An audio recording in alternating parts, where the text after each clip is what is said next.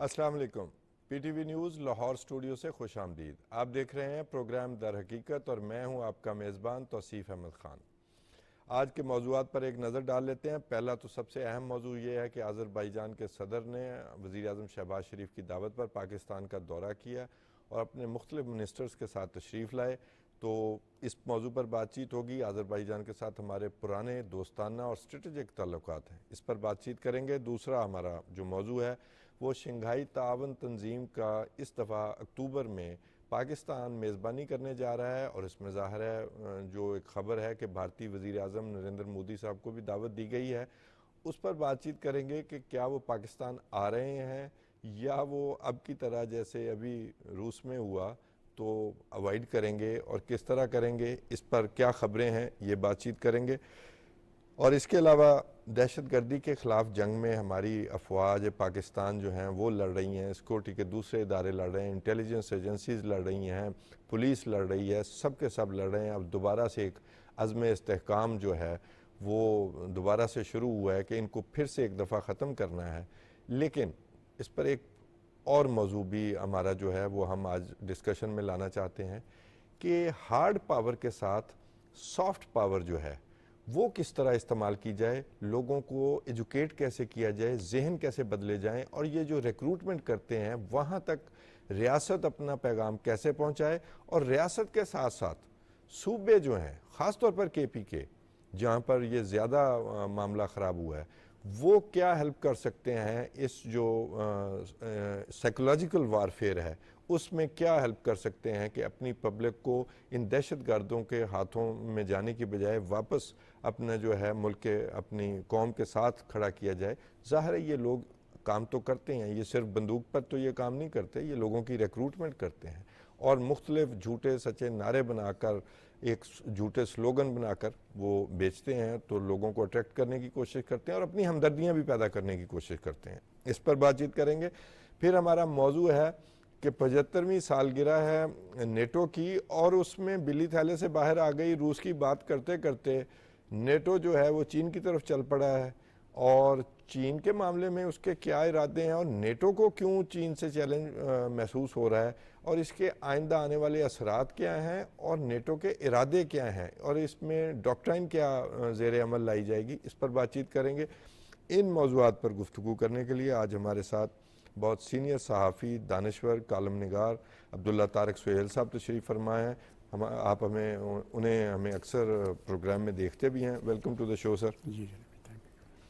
अज़रबाईजान के सदर इल्हाम अब्दुल्ला साहब पाकिस्तान का दौरा मुकम्मल करके वापस जा चुके हैं, तो वज़ीर आज़म शहबाज शरीफ ने दावत दी।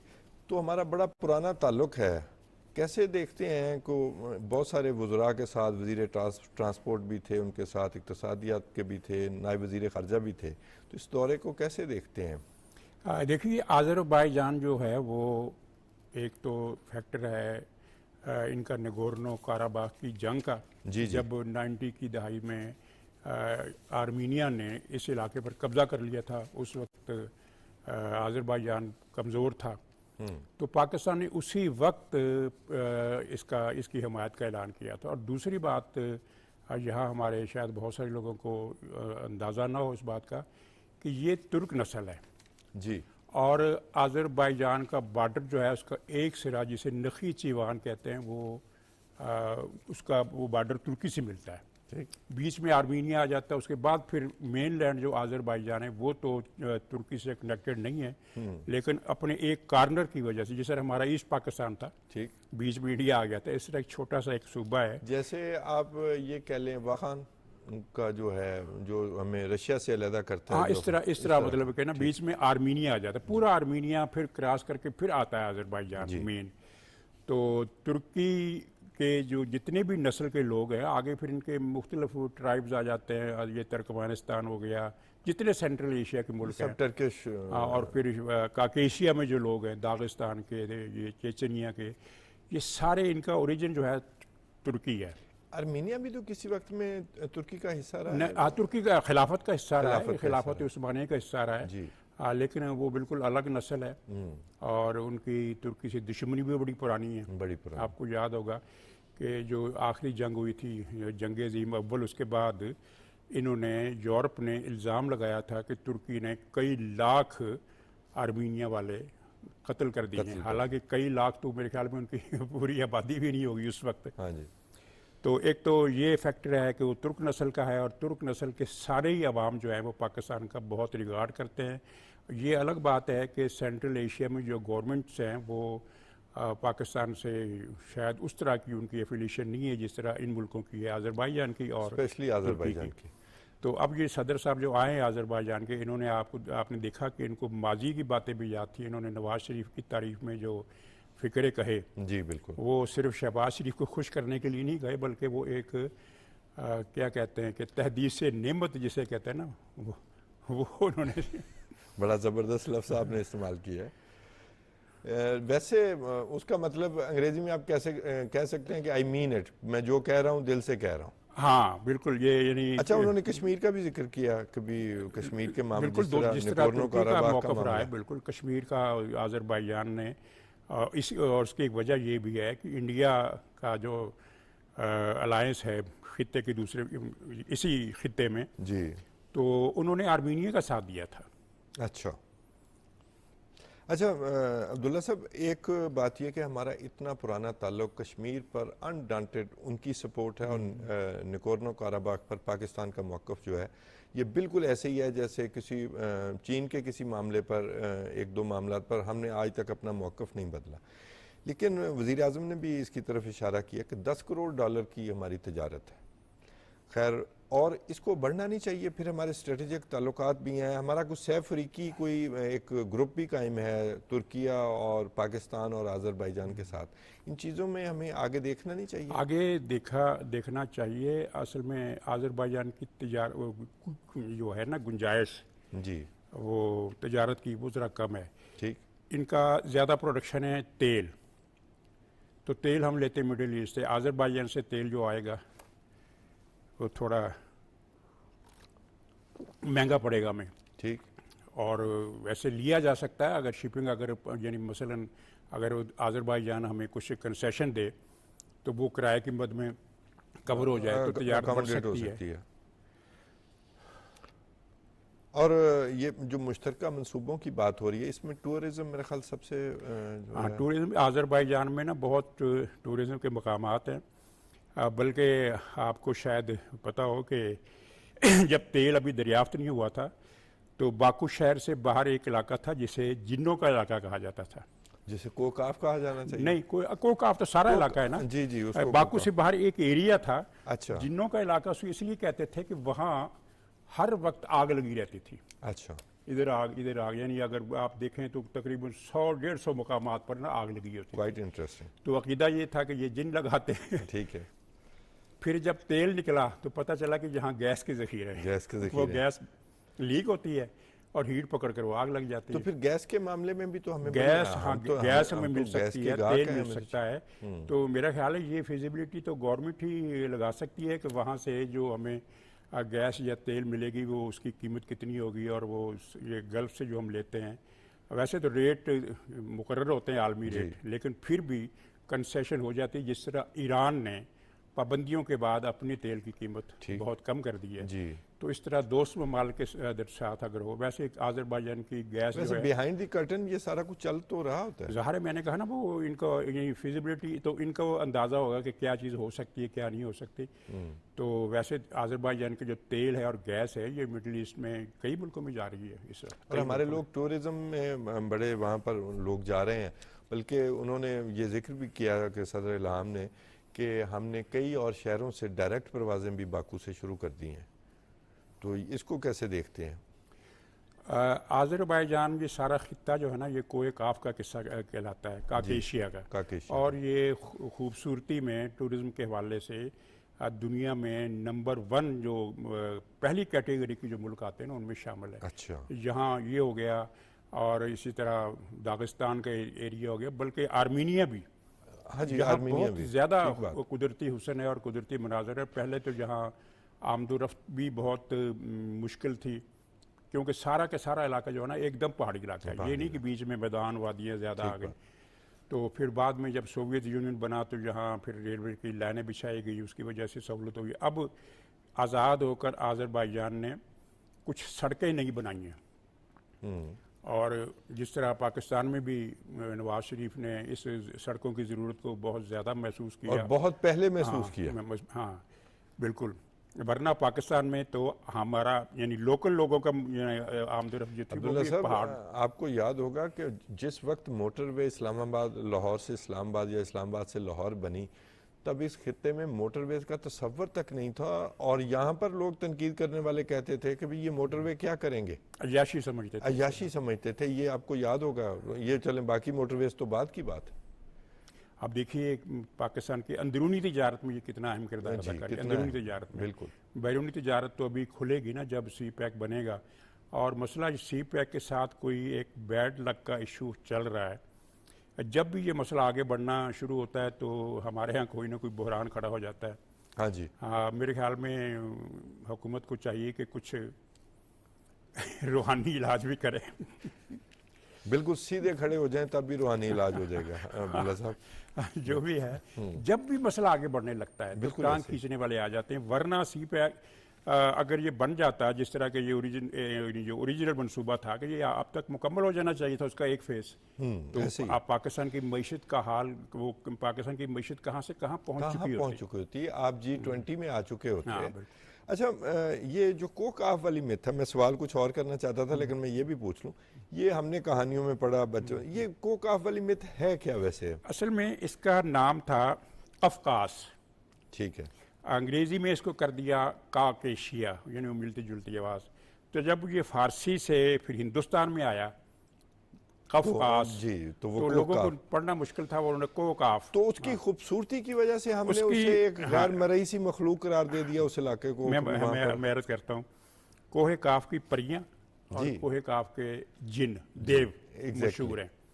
इसके दो पस मंज़र हैं। एक तो ये है कि वहाँ के लोग बहुत खूबसूरत हैं। ये पूरी नस्ल जो है ना, पूरी नस्ल। यहाँ से लेकर फिर वो जो ब्लैक सी है उसके आगे फिर बल्कान का एरिया आ जाता है, वहाँ ये सारे लोग बहुत खूबसूरत हैं। क्या यूनान, क्या बोस्निया, क्या अल्बानिया, क्या ये सारे रोमानिया बहुत खूबसूरत हैं।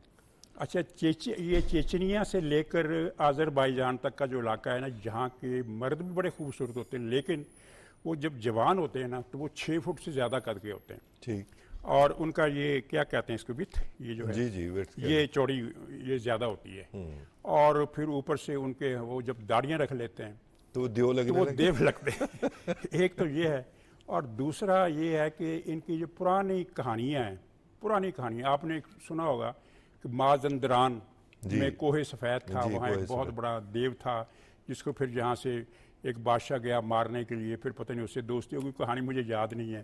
तो उस देव की मदद से इसने फिर मुल्क फतह किया। तहमास बादशाह था, कौन सा जी था? जी, तहमास बिल्कुल याद आ गया। तो ये कोहे सफ़ेद माजंदरान में है। और जो माजंदरान है वहाँ से थोड़ा सा, यानी जोग्राफी तौर पर ये एक ही इलाका एक ही है इलाका ये है, वैसे आज़रबाईजान से अलग। और आज़रबाईजान के 4 हिस्से जो है ना वो ईरान में है। अच्छा, नॉर्थ यानी ये, और ये सेम नस्ल भी वही सेम है नस्ल, ईरान के अंदर। हाँ सेम नस्ल। और ईरान के अंदर इनका एक वो होता है ना लोकल कन्फ्लिक्ट, जी जिसमें ये है कि मसलन ईरान की टीम अगर मैच खेल रही है और उसके मुकाबले में है किसी भी मुल्क की किसी भी टीम, मुल्क की। तो जो आज़री जो तमाशाई हैं वो दूसरी टीम के हक में नारे लगाते हैं। अच्छा। ये भी है। अच्छा, एक जो आखिरी सवाल इस मौजू पर कि भी सदर आज़रबाईजान ने कहा कि दोनों ममालिक को मुख्तलिफ शोबों में $2 अरब की जो है ना वो सरमायाकारी तक जाना चाहिए। इसको आप कैसे देखते हैं? इब्तदाई तौर पर तो ये बहुत अच्छी रकम है, क्योंकि आज़रबाईजान एक बहुत ही छोटा सा मुल्क है ना, वो ठीक बहुत बात। बड़ा मुल्क नहीं है। ठीक बात। और यानी मेरे ख्याल में 1 करोड़ से भी कम आबादी है और रकबा भी थोड़ा है। तो वहाँ से ये अगर इशारा तो फिर गैस और तेल की तरफ ही है। इशारा गैस और तेल की तरफ ही है। वो हमें अब पता नहीं है कि ये क्या सोच रहे हैं हमारे माहिरीन, इनको सोचना चाहिए कि अगर क्योंकि इसमें आज़रबाईजान का भी फ़ायदा है। मसला सिर्फ ये है कि ये वहाँ से पाइपलाइन जो है ना वो ईरान के साथ इनको बात बात, करनी पड़ेगी, ठीक बात। और ईरान शायद नहीं चाहेगा। ईरान के पास क्योंकि खुद से उनकी जो अपनी पाइपलाइन है। पाइपलाइन है वो जी, फंसी हुई है अमेरिका की वजह बिल्कुल, से। वो तो अमेरिका की वजह से, और एक ईरान ना पेचीदगी। चाहते या चाहे या ना चाहे उसे फ़र्क कोई नहीं और पड़ता। दूसरा नहीं जी। तरीका ये है कि आज़रबाईजान से ये समुद्र के ज़रिए तेल कैस्पियन सी को क्रॉस करे, हाँ तो जी, वहाँ से फिर ये काज़ाकिस्तान वगैरह से होता हुआ अफगानिस्तान ठीक बात, आपने खुशकिश एक के रास्ते बेहतर से। बात की कि भी शायद उसमें कंसेशन करके हम इक्वल कर लें इसको। अच्छा, दूसरा जो हमारा है टॉपिक, वो है शंघाई ताउन तंजीम, और वो हम मेज़बानी कर रहे हैं। बड़ी अच्छी खबर है, अक्टूबर में जो है कभी हमारी यहाँ पर शंघाई ताउन तंजीम का सरबराही इजलास हो रहा है, तो उसमें भारतीय वज़ीर आज़म को ख़बरों के मुताबिक दावत पहुँच गई है दफ्तर ख़ारजा की तरफ से, लेकिन नज़र ये आ रहा है कि भी वो शायद शरीक ना हों। क्या देखते हैं, शंघाई के नाम से चिढ़ है उन्हें, क्या मामला है? शंघाई वो के दोनों नाम तरफ फ्लर्ट करते बिल्कुल हैं। शंघाई के नाम से भी चिड़ा है, पाकिस्तान के नाम से भी चिड़ा है। लेकिन अगर मेरा ख्याल है कि अगर मोदी साहब ने पाकिस्तान का दौरा ना किया तो उनको सिफारती नुकसान पहुंचेगा, ज़्यादा नहीं तो थोड़ा ज़रूर पहुंचेगा, और ख़ुद इंडिया के अंदर इनकी रेपुटेशन पर एक मनफी असर पड़ेगा। इसलिए कि ये इस तरह की कॉन्फ्रेंसों में शिरकत के लिए ये नहीं देखा जाता कि मेज़बान मुल्क से हमारे मामलात की नोयत क्या है। और इस वक्त पाकिस्तान और इंडिया में जो एक सर्द जंग का माहौल है, ये पाकिस्तान की तरफ से नहीं है ठीक बात। पहली मरतबा, वरना पहले ये होता था कि पाकिस्तान की तरफ या से भी इक्वलाइजर तो हाँ, होता था ना, वो एक होता गोल उधर से एक हाँ, गोल इधर लेकिन से। इस वक्त पाकिस्तान जो है वो यानी तावन की पेशकश कर रहा है, दोस्ती की पेशकश कर रहा है। और आज से नहीं, नवाज शरीफ के 1999 में जो हुआ था उस वक्त से हमारी तरफ से ऑफ़र है, और मोदी के पास इस ऑफ़र को ठुकराने के लिए कोई वजह नहीं है। वो एक यानी बिला किसी वजह के वो पाकिस्तान में आने से इनकार कर रहा है, और ज़ाहिर है उसको अच्छा, एक ये वजह सिर्फ पाकिस्तान है या चीन है? चीन दोनों हैं, पाकिस्तान और चीन दोनों हैं, क्योंकि चीन अमेरिका का जो कशमकश वाला मामला चल रहा है उसमें इंडिया को अमेरिका का साथ देने की ज़्यादा ज़रूरत है। इंडिया ये समझता है कि हमें अमेरिका की ज़्यादा ज़रूरत है, कि कुछ चीन बुनियादी तौर पर वो उनके लिए एक दुश्मन मुल्क है। कई पिछले दिनों जो माहौल चलता रहा 2-3 बरसों से, ख़ास तौर पर एक मरतबा तो लोगों ने ये कहना शुरू कर दिया था कि क्या इंडिया इंडो चाइना वार एक मरतबा फिर छिड़ने वाली है। ये तब से होने लगे थे यहाँ। तो वो चीन को दुश्मन समझता है और पाकिस्तान को तो बहुत ही दुश्मन बल्कि मैं समझता आपको इस तरफ ले जाता हूँ, 2023 में उन्होंने वर्चुअल कॉन्फ्रेंस करवाई, सरबराही कॉन्फ्रेंस, यानी कि ये सरबराहान चीन में भारत में वहाँ ना आए। अब जो रशिया में हुई तो वहाँ पर भारतीय वज़ीर आज़म नहीं आए, अपने वज़ीर को भेजा, और उसके बाद फिर रशिया पहुँचे और जफ्फियाँ शफ्फियाँ और वो लार्जर दैन लाइफ अपने आप को पेश करने की आदत है कि जी हम सालसी के लिए भी अपनी एक उन्होंने खिदमात पेश करने की कोशिश की यूक्रेन और रशिया की जंग में।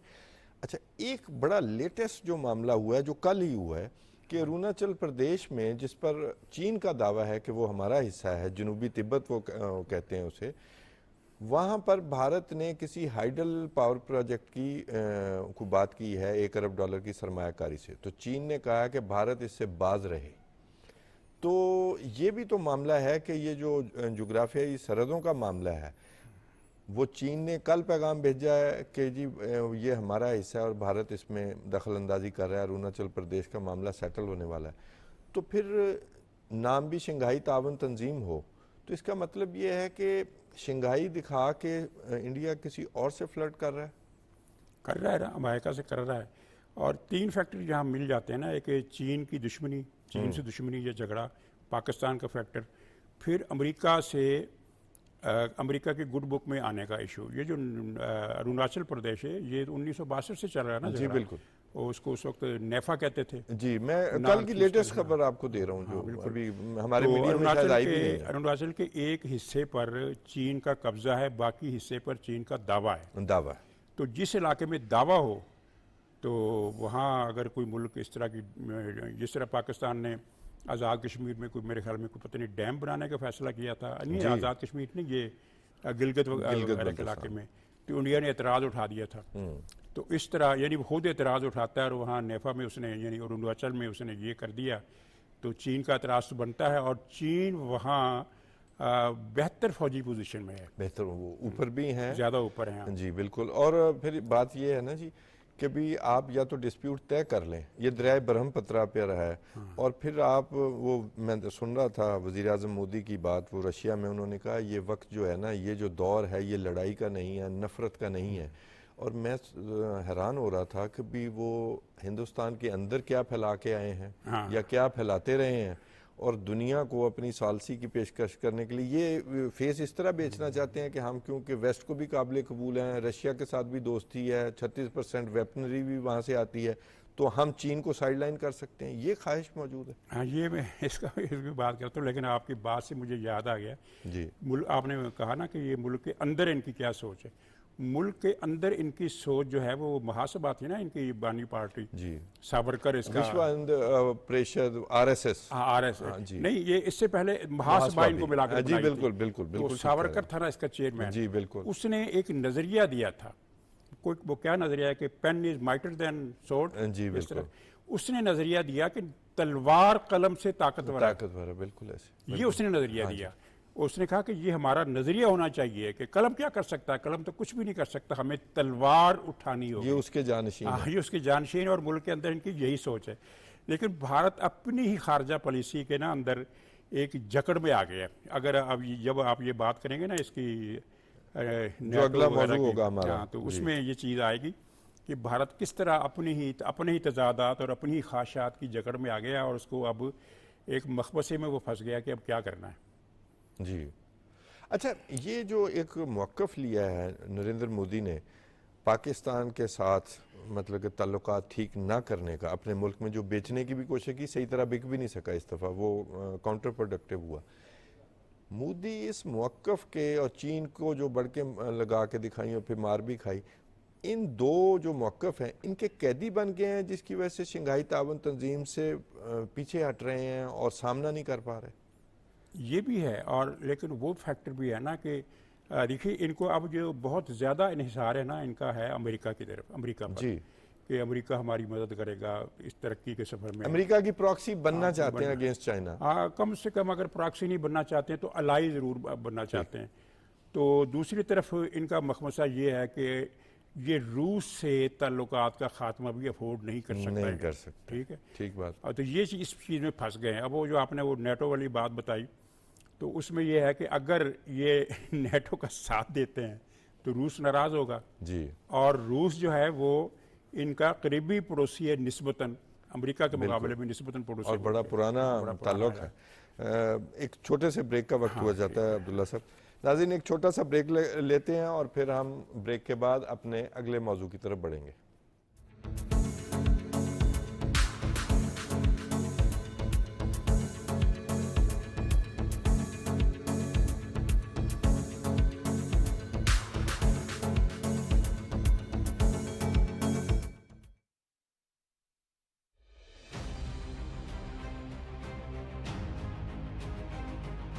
कश्मीरी अवाम हर साल 13 जुलाई को यौम शोहदा मनाते हैं और भारतीय कब्जे के खिलाफ जिद्दोजहद जारी रखने के अज़्म का इयादा करते हैं। 13 जुलाई 1931 को डोगरा फोर्सेस ने श्रीनगर में 22 बेगुनाह कश्मीरियों को शहीद किया।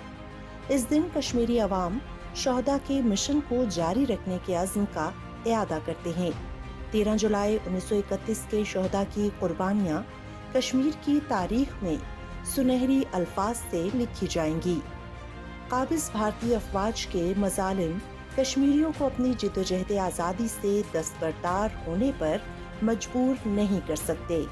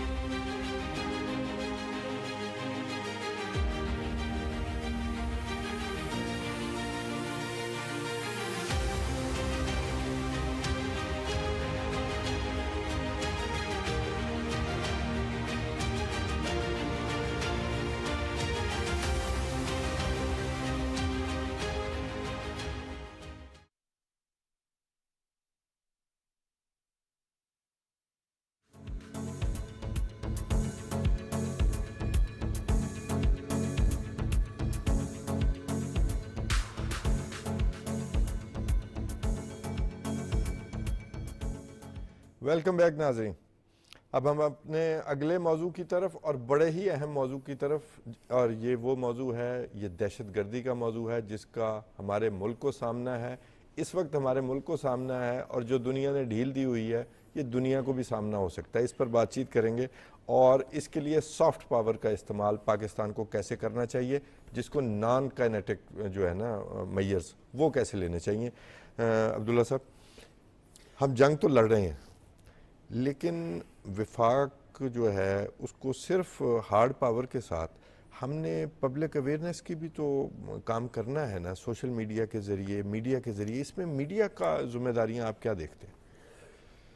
मीडिया की जिम्मेदारियां और उलमा की जिम्मेदारियां अदा की गई हैं सिर्फ महदूद पैमाने पर, मसलन एक नुक्ते पर कि इस्लाम में खुद कुछ हमला हराम है। जी, इससे आगे इस नहीं गए। पॉइंट से आगे ही नहीं गए। ठीक बात। हालांकि पॉइंट ये है कि पाकिस्तान में अब भी अच्छी खासी तादाद में लोग हैं, कराची में भी हैं, पंजाब में भी हैं और पुख्तूनख्वा में तो बहुत ज़्यादा हैं, जो ये समझते हैं कि टीटीपी वाले इस्लाम की जंग लड़ रहे हैं। ठीक बात। ठीक है, उनकी अपनी इस्लाम की एक तशरीह है और ये अच्छा, उनको अब पब्लिक को ये किसी ने नहीं बताया कि तालिबान का हकीकी चेहरा क्या है। ठीक। क्या ये नमाज़ पढ़ते हैं, क्या ये रोज़े रखते हैं? आपने टीटीपी के लोग जो पकड़े जाते हैं, जो गिरफ्तार होते हैं, वो नशे के आदी होते हैं, वो जराइम करते हैं, जो स्पेशली खुद कुछ बम्बार तैयार किए जाते हैं, उन्हें नशे पर लगाया जाता है। और इसके अलावा इनके जो धंधे हैं आमदनी के, वो सारे नाजायज़ है, शरन हराम है। कानूनी तो है ही ना, शरन भी हराम है। उनको एक्सपोज करने वाला पाकिस्तान में कोई नहीं है। जो भी उठता है वो ये पॉइंट लेता है कि इस्लाम में खुदकुश हमला हराम है। खुदकुश नहीं, इस्लाम में खुदकुशी के बगैर भी बम फेंकना हराम है सिविल आबादी और अपने ही मुसलमान भाइयों पर। अच्छा, ये जो हम नैरेटिव जो है कि ये खारजी हैं असल में, तो ये नैरेटिव भी हम पूरा अपनी पब्लिक तक नहीं, खवास तक तो शायद लफ्ज़ अट्रैक्ट नहीं करता लोगों को। ठीक बात। वो समझते ये या हमने पूरा मैसेजिंग की ही नहीं की है। खारजी होना जो है ना पब्लिक के लिए, उनको ये क्योंकि बड़ा सब्जेक्ट है तो खोल के बताना पड़ना था। बिल्कुल। खारजी की टर्म लोग ना ये वो उनको नहीं समझ में आते कि ये क्या होता है। वो समझते हैं कि फ़िरका है, और फ़िरका तो है। आपके पता है कि एक हमारा जो सऊदी अरब का एक जनूबी मुल्क है और हमारे साथ उनके दोस्ताना ताल्लुकात भी हैं, वो खारजी फ़िरके का मुल्क है। अच्छा। वो खुद को इबादी कहते हैं, इबादी। और ये खारजी, क्योंकि खारजी लोग जो हैं वो इस्लाम के अकायद पर, इस्लाम की तालीमात पर अमल करते हैं। ठीक। लेकिन उनकी शिद्दत होती है और दूसरे जो ये काम नहीं करेगा उसको मार दो। दूसरे की तकफीर ये तो खारजी थोड़ी, ये तो खारजियों से आगे की चीज़ है। यानी ये तो जराइम करते हैं। फॉरेन फंडेड लोग, मुख्तलिफ मुल्कों से पैसे और लेकर लड़ने वाले लोग, रा के लोग हैं। और मुझे एक साहब ने मुझे बताया, पिछले हफ्ते ही बताया, कि ये जो पाकिस्तान में पिछले दिनों कश्मीरी एक्स फाइटर्स जो थे, कई शहीद किए गए हैं, आपको पता है। बिल्कुल। तो वो रा के एजेंटों ने तो एक आदमी को शहीद किया, बाकी टीटीपी ने शहीद किए। रा के पैसे लेकर उनसे पैसे लेकर इन्हें चाहे चांद पे जंग करवा लें, पैसे तो ये तो वो लोग हैं। यानी सिर्फ खारजी कहने से या खुद कुछ हमला कहने से नहीं, इन बताना पड़ेगा कि इनका इस्लाम से कोई ताल्लुक नहीं। ये हर तरह के जराइम करते हैं, ये बच्चों को अगवा करते हैं, ये लड़कियां अगवा करते हैं, और वो सारे और काम बहुत कुछ करते हैं, बताने पड़ेंगे जो कि नहीं बताए जाते। और ऊपर से एक ये भी है कि पाकिस्तान की कुछ मजहबी जमातें वो भी ये समझती हैं कि ये हमारे इस्लामी भाई हैं, या वो ये समझती हैं कि भी उनका कहीं जाकर वोट बैंक मुश्तरक होता है उसी माइंडसेट के मजहबी लोगों के साथ, तो वो समझते हैं कि भी शायद हमने कोई मौक़िफ़ ले लिया तो हमारे वोट बैंक को नुकसान होगा। हम इस तरह की मुनाफिकत का भी शिकार है। ये भी उनकी गलत फहमी है। हाँ जी। क्योंकि वोट बैंक जो है ना टीटीपी का, वो सारा इस वक्त, माजरत के साथ मैं अर्ज करूंगा कि वो पीटीआई के लिए वक्फ हो चुका है 100%। कोई उनके अलावा तो कर ही नहीं सकता, कैंपेन नहीं कर सकता, वहाँ पे नहीं कर सकता। पब्लिक का जो है वोट, वो अब थोड़ा डिफरेंट सोचने लगा। जब हम दहशतगर्दी के खिलाफ जंग लड़ रहे हैं, मेरा जवान शहीद हो रहा है, मेरा सिपाही शहीद हो रहा है, मेरे आम शहरी शहीद हो रहे हैं, तो उसमें ज़ाहिर है KPK का अमन व अमान भी ख़राब हो रहा है। अगर सरमायाकारी की चीन से बात हो रही है, सऊदी अरब से बात हो रही है, तो मुल्क पर भी असर पड़ेगा, KPK पर भी असर पड़ेगा। तो उसमें आप ये नहीं देखते कि KPK के जो हुकूमत ने जो कुछ दोगला सा हाथ रखा हुआ है, उसके लिए उन्हें खुद, मैं बल्कि KPK का नहीं कहता, तमाम सूबों को विफाक के साथ मिलकर मीडिया के ज़रिए, सोशल मीडिया के ज़रिए नैरेटिव बिल्डिंग करनी चाहिए, पब्लिक मैसेजिंग नहीं होनी चाहिए। बिल्कुल होनी चाहिए, ये लेकिन ये नॉन जो काइनेटिक मेजर्स तो यही है। आपने अभी फरमाया ना कि केपी का दोगला नहीं है उनका रवैया, वो सीधे साधे उनके साथ हैं। इन्होंने पिछले दौर में टीटीपी को पाकिस्तान इंपोर्ट किया 40,000 की तादाद में, जिनमें से मेरा ख्याल है जो बताया जाता है कि 7-8 हज़ार वो लोग हैं जिन्होंने बहुत आला पैमाने पर तरबियत हासिल की हुई है और पूरे इंफ्रास्ट्रक्चर से आए। और जहाँ हमारे यहाँ एक थ्योरी थी, अब तो मेरे ख्याल में ख़त्म हो गई है, वो ये थी कि तालिबान 2 किस्म के होते हैं, गुड और बैड। लेकिन ये जो बैड तालिबान है, हम कहते थे, हमने उनको भी इंपोर्ट कर लिया, उनको भी अच्छा समझकर वापस ले। और आपको याद होगा कि 2 साल पहले ISPR का एक एलामिया आया था गालिबन कोर कमांडर कॉन्फ्रेंस के बाद, जिसमें इस बात पर तशवीश ज़ाहिर की गई थी कि इन लोगों को जो सहूलियात दी गई है पुख्तूनख्वा सूबे में वो नुकसानदेह मुल्क के लिए, वो पॉलिसी गलत थी। ये अल्फाज थे कि वो पॉलिसी गलत थी, लेकिन ये एडमिट भी किया गया। हाँ, लेकिन हो क्या रहा है, मौजूदा हुकूमत के दौर में TTP ने सूबाई हुकूमत की बज़ाहर मिली भगत के साथ सूबे के तकरीबन 40% से भी ज़्यादा रकबे पर अपना कंट्रोल कायम कर लिया। ये कंट्रोल मिली भगत के बगैर नहीं हो सकता। एक तो होता है ना कि TTP ने पुलिस को मार भगाया और कब्जा कर लिया, जिस तरह मुशर्रफ के दौर में हुआ था, सवात में हुआ था कि वो हज़ारा एबटाबाद के इलाके तक पहुंच गए थे मार धाड़ करते हुए। पख्तूनख्वा में तो उन्होंने कोई मार धाड़ नहीं की, फिर कैसे ही कंट्रोल कायम हो गया। अब देखें साबका कबायली इलाकों में उन्होंने मौलाना फजल रहमान तक को भी जलसे नहीं करने दिए, उन पर खुद कुछ धमाके हुए उनके जलसों में। अब ये कोई मजाक की बात नहीं है, वो हालांकि मजहबी तंजीमें हैं, वो मजहबी सियासी जमातें हैं, लेकिन उन तक को माफ़ी नहीं है सिवाय एक जमात के।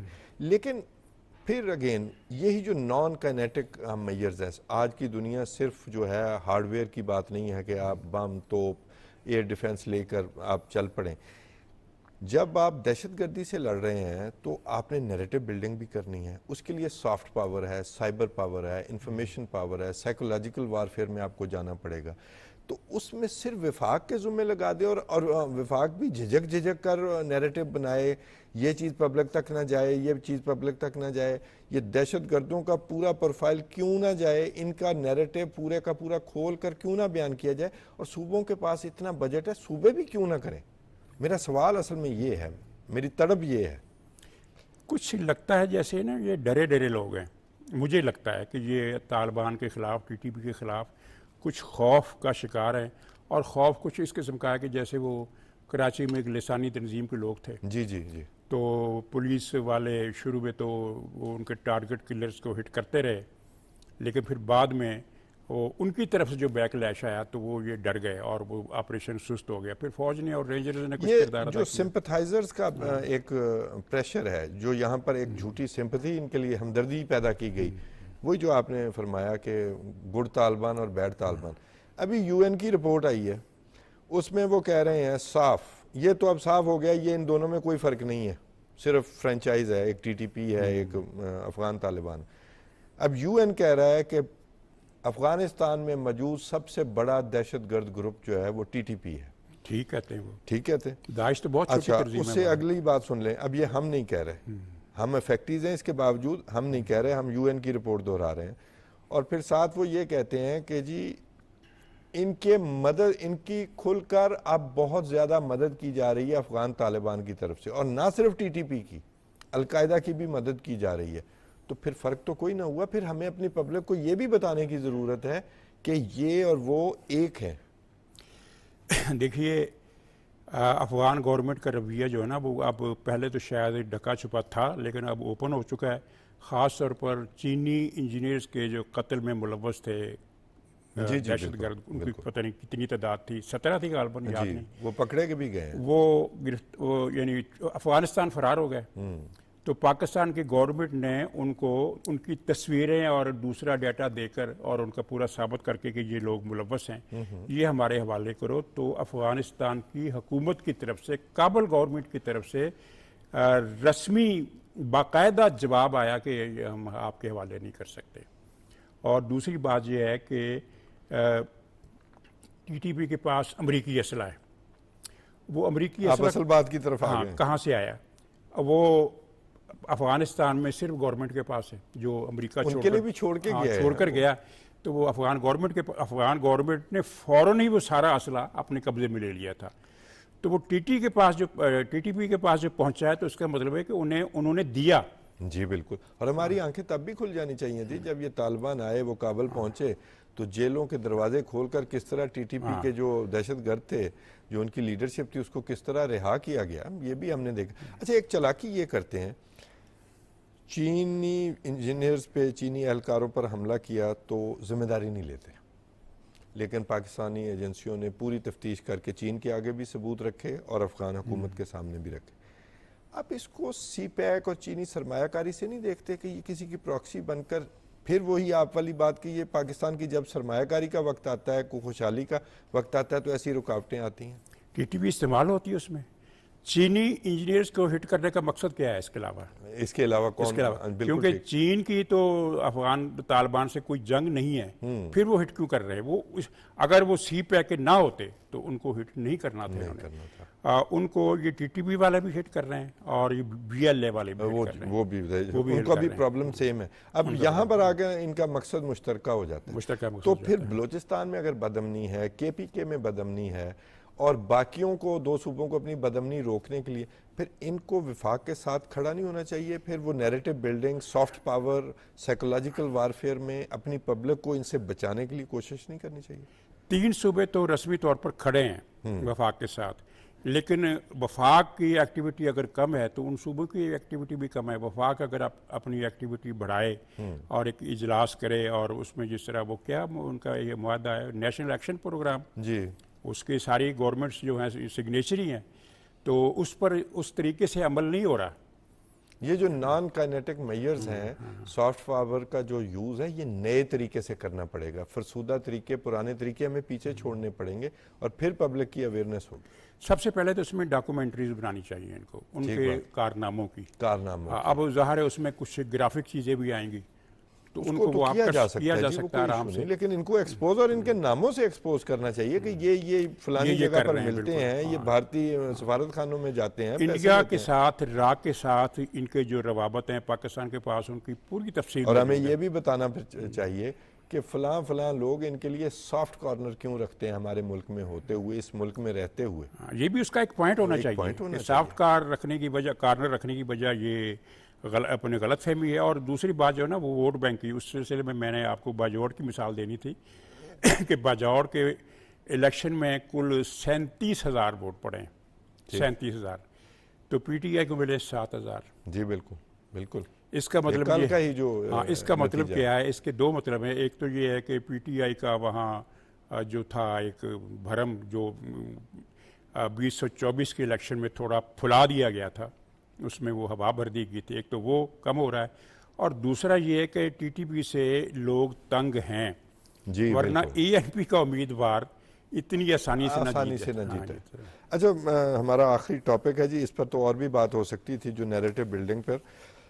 रूस के बाद नेटो जो है, मेरा ख्याल है वो क्या कहते हैं, कहीं पे निगाहें कहीं पे निशाना वाली बात है कि रूस तो बहाना है। रूस और यूक्रेन की जंग में नेटो निकल के आई है और उन्होंने चीन को जिम्मेदार ठहराया है कि he is the main enabler, जो कि रशिया को जो है वो माइक्रो चिप्स दे रहा है और फलां दे रहा है और फलां दे रहा है। तो इसको कैसे देखते हैं? ये तो बात कुछ और तरफ चल पड़ी है। वो जो इकोनॉमिक वारफेयर है, साइबर वारफेयर है, हमने ग्रेट गेम पर प्रोग्राम भी किए, तो ये तो असल निशाना फिर चीन और रशिया इकट्ठे करके अब नेटो निपटना चाहता है। चीज़ वही है जो पहले थी ना, वही है। असल में मैं आपको बताता हूँ कि ये यूक्रेन की जो जंग थी ना, इसमें वेस्ट का अंदाज़ा था, CIA का और अमेरिकी मीडिया का। अमेरिकी मीडिया से मुराद आम टीवी चैनल नहीं, बल्कि वो जो इनके थिंक टैंक लिखते हैं, जो डीप स्टेट के जो नुमाइंदे हैं और जो वाकयातन उनके थिंक टैंक है, उन्होंने ये मुसलसल लिखा था और मैं पढ़ता रहा हूँ कि इससे जंग से रूस की मईशत ख़त्म हो जाएगी, रूस डूब जाएगा। वो तो उलट हुआ और बात सही थी, इसी तरह हुआ, रूस की मईशत डूबने लगी।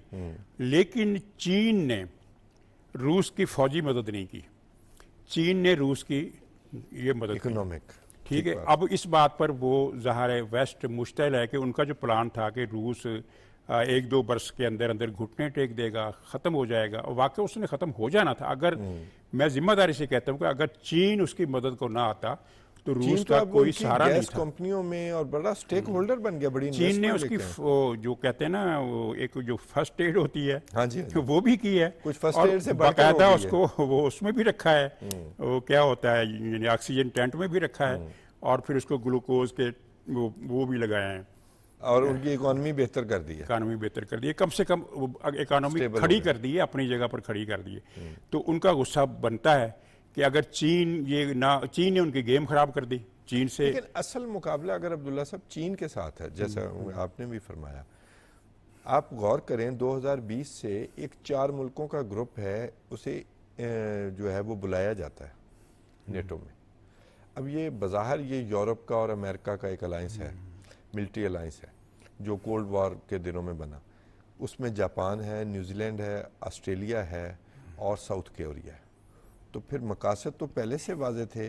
और क्या आप ये भी हमारे नाज़रीन के लिए बताएंगे, क्या नेटो जो है एशिया पैसिफिक में, जैसे कि चाइना ने इसका इल्ज़ाम का जवाब देते हुए भी कहा कि आप कोल्ड वार माइंडसेट में हैं और आप एशिया पैसिफिक में घुसना चाहते हैं, तो ये आप देखते हैं कि ये बात आगे जाएगी? फिर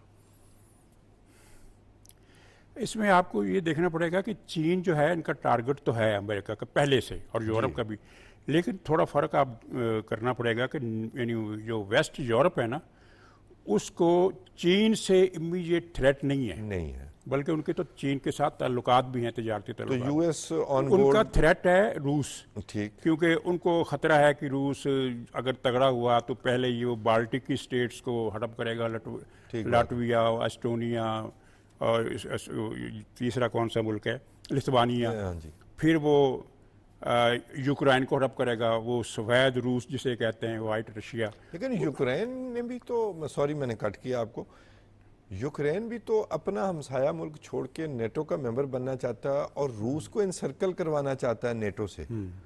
तो ये एक सुपर ताकत कैसे बर्दाश्त करेगी? वही ना, ये मैं अर्ज कर रहा हूँ ना कि मगरबी यूरोप रूस का मुकाबला करने के लिए मशरकी जो यानी एक्स सोवियत ब्लॉक था यूरोप में, उसको अपने अंदर जम कर रहा है, और आज से नहीं 1990 से कर रहा है। पोलैंड हो गया, हंगरी हो गया, रोमानिया हो गया, इन सब मुल्कों को वो चाहता है कि यूरोप जो है वो पूरे का पूरा एक हो जाए। अब तक तो यह है ना तस्वर कि जो मगरबी यूरोप है वो एक ब्लॉक है और मशरकी यूरोप सोवियत हल्के में था। लेकिन मशरकी यूरोप आया तो है, 12 से 32 तो हो गए। हाँ, अब यानी वो मशरकी, और यूक्रेन जो है मशरकी यूरोप में, और यूक्रेन की बड़ी तजारती और इक़्तिसादी अहमियत इसलिए ज़्यादा है कि यूक्रेन वो मुल्क है जहाँ के वसी मैदानों में गंदम बेबहा पैदा होती है, बेतहाशा गंदम पैदा होती है। और अगर वो यूरोप में शामिल होता है, जो कुछ शामिल वो हो चुका है, तो यूरोप को ज़री अजनास में बड़ा फ़ायदा हो सकता है। तो अब रूस जो है वो ज़ाहिर है वो नहीं चाहता, चुनांचे उसने एक तो ये किया कि यूक्रेन के मशरकी जो बेल्ट है पूरी की पूरी उसने अपने पहले हमले में कब्जे में कर लिया। वो पहले क्राइमिया का जजीरा नमा, और जो मशरक में जो एरिया है रूस के बॉर्डर 5 पॉइंट्स में से 4 रूस के पास है, तो उन्होंने उस पर कब्जा कर लिया। तो यानी अब यूक्रेन जो है वो उसकी ज़िंदगी मौत का मसला है कि वो यूरोप का साथ दे। और अब जो नई डेवलपमेंट हुई है जिस पर रूस बहुत मुश्तिल है और जिसकी संगीनी का एहसास तुर्की के भी हो गया, तुर्की ने कल बयान दिया, कल दिया बयान, वो ये है कि F-16 तैयारे इन्होंने दिए हैं यूक्रेन को।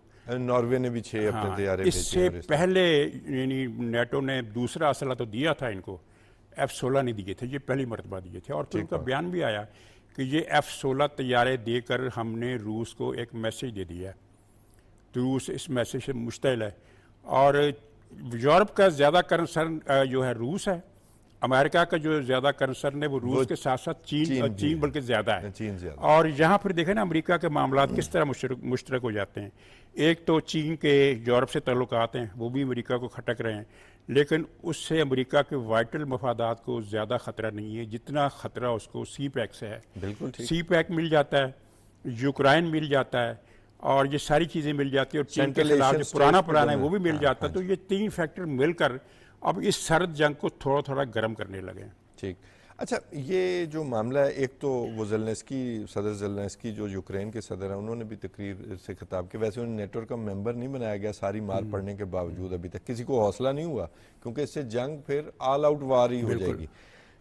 तो वो कहते हैं जी हमें इजाज़त दी जाए, आपके असले के साथ हम रूसी जो एयर बेसेस हैं उनको भी उड़ा सकें और मिसाइल को इस्तेमाल कर सकें। मुझे लगता है कि ये इजाज़त शायद हो गई है, ये मिलने वाली है, तो जंग का दायरा कार तो बढ़ जाएगा। लेकिन जिस तरह चीन को साथ शामिल कर रहे हैं, इसमें इंडिया के वज़ीर आज़म गए तो वो सालसी की झूठी सच्ची ऑफरें करते रहे। आप देखते हैं कोई एशिया पैसिफिक ग्रुप के साथ अगर नेटो एशिया में घुसने की कोशिश करता है तो फिर उसमें भारत का क्या किरदार हो सकता है, या कोई किरदार नहीं आप देखते? नहीं, उसका किरदार है। पहले मैं थोड़ी सी वजाहत कर दूं जी प्लीज। कि नेटो ने यूक्रेन को मेंबर इसलिए नहीं बनाया कि अगर वो नेटो का मेंबर बन जाता है तो फिर ये जो रूस और यूक्रेन की जंग है ना, ये डायरेक्ट रूस और यूरोप की जंग बन जाएगी, जो फिर वो भी अफोर्ड नहीं कर सकेंगे। तो उनके लिए भी ये बेहतर है कि प्रॉक्सी जंग, इनफैक्ट वर्ल्ड वॉर 3। और ये जो इंडिया वाला मसला है ना, इसमें भी वही चीज़ आ जाती है कि जो नेटो है ना, बेसिकली इसका जो है मकसद, टारगेट, वो है रूस को रोकना। अगर रूस के साथ चीन आ जाता है तो चीन खुद ब खुद नेटो के टारगेट में आ जाएगा, चाहे वो उस तरह का टारगेट नहीं होगा। और जहाँ जहाँ रूस के मफादात एशिया में फैलेंगे, मसलन अगर रूस जो है वो फ़र्ज़ कीजिए इंडो चाइना ख़ास तौर पर, यानी वहाँ लाओस है, कंपोचिया है, ये मुल्क जो है, अगर वो वियतनाम को तो अमेरिका ने काबू भी कर लिया। ये अजीब बात है कि जिस वियतनाम ने अमेरिका से जंग लड़ी है, लाखों अफराद, मिलियंस बस सर यही मामला है। वो इस वक्त खत्म होगा चाहता है सर। हाँ, यूएसए के इत्तेहादी है वो। बहुत शुक्रिया अब्दुल्ला तारिक सुहेल साहब। ये नाज़रीन, ये भी समझने की बातें हैं कि जिस वियतनाम के साथ अमेरिका ने जंग की और आज वो उसका इत्तेहादी है, ये दुनिया में ये सारा कुछ चलता है। और इस वक्त नेटो जो है, या नेटो का जो सबसे बड़ा मेंबर है अमेरिका, उसकी नज़रें शायद एशिया में किसी तरह का अलायंस बनाने की या नेटो को बढ़ाने पर हैं कि चीन का रास्ता रोका जा सके, बिल्ली थैले से बाहर आ रही है। इन हालात व वाक़यात पर नज़र रखा कीजिए। ये जो कौमी खबरें होती हैं ना, इनकी इंटरनेशनल ख़बरों के साथ बड़ा ताल्लुक़ होता है। तो अपना ख्याल रखिएगा। आज के लिए अपने मेज़बान तौसीफ़ अहमद खान को इजाज़त दीजिए। अल्लाह ने के बाद।